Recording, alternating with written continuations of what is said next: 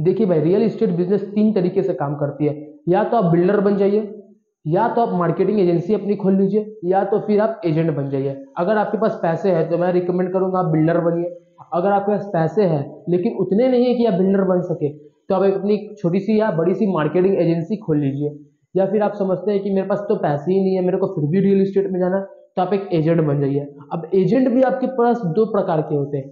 एक एजेंट होते हैं जो आपकी रेरा का एग्जाम देके है, रियल इस्टेट में नॉलेज लेके, उसका एडुकेशन लेके जाते हैं मार्केटिंग एजेंसी में जॉब करने, या फिर डायरेक्ट बिल्डर फर्म में। लेकिन आपके पास तो नॉलेज भी नहीं है, आप कैसे करेंगे? आपको स्किल एक्वायर करना है। तो आप क्या करिए, आप अपने से चालू करिए, एक छोटे मोटे से। आपके पास 5-10 हज़ार रुपये इन्वेस्टमेंट है, तो अब मैं आपको बताता हूँ कि आप कैसे स्टार्ट कर सकते हैं।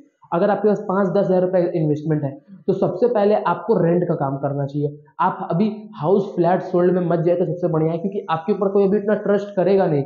आपके ऊपर रेंट पे आदमी ट्रस्ट करेंगे, क्योंकि एक कस्टमर का आपने माइंड देखा है कि ज्यादा पैसा डेंजर का साइन रहता है और कम पैसा उतना डेंजर का साइन नहीं रहता है।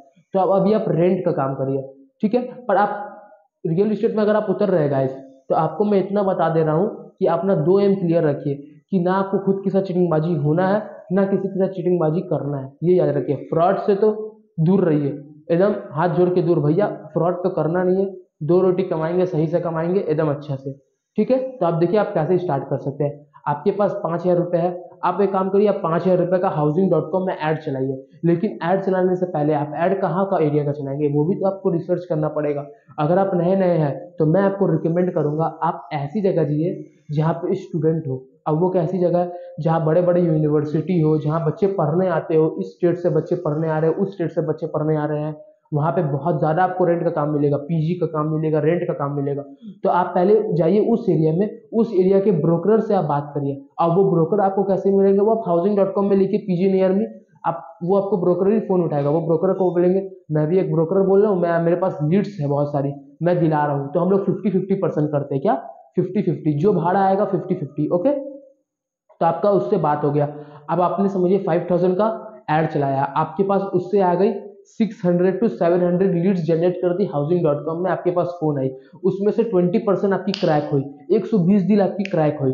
120 डील आपकी कैसे क्रैक होगी? आपको समय लगेगा, 6-7 महीने का समय लगेगा। 120 डील आपकी क्रैक हुई, आपने गए वहां पे रेंट पे फ्लैट दिलाने, आपको एक क्लाइंट आया, बोला कि भैया मेरे को फ्लैट चाहिए। आप बोले ठीक है, इतना इतना रेंट है, तो चलिए मैं आपको दिखा देता हूँ। तो आपने जब फ्लैट दिखाया, उन लोगों का रेंट डिसाइड हो गया, आपने डील क्लोज करवाया।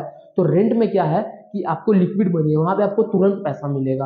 वो कैसे मिलेगा? जैसे आपने एक रेंट पे फ्लैट चलाया, उसका रेंट है 10,000 रुपीज पर मंथ, ठीक है।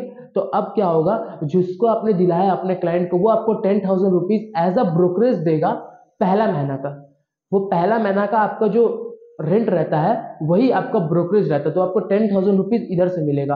और जो क्लाइंट, जो लैंडलॉर्ड था, जिसका फ्लैट था या जिसका पीजी था, जिसका आपने भाड़ा पे लगवाया, वो आपको देगा 50% of the first month amount. तो वो आपको 5,000 देगा।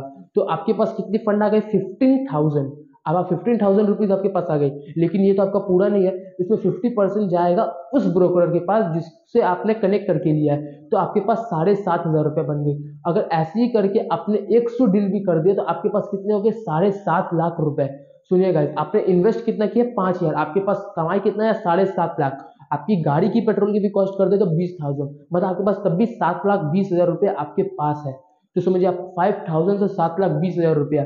ये शेयर मार्केट नहीं है जहां आपका पैसा डूबेगा, यहाँ पे आपका पैसा उगेगा।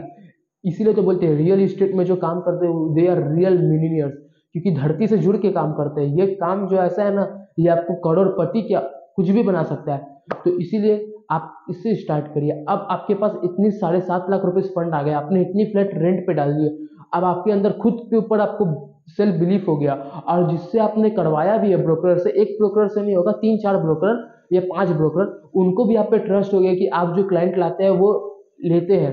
तो वो क्या बोलेंगे, सर हमारे पास तो एक फ्लैट भी आप ये भी सेल करा दिए, इसमें भी हम लोग 50-50 कर लेंगे ये भी।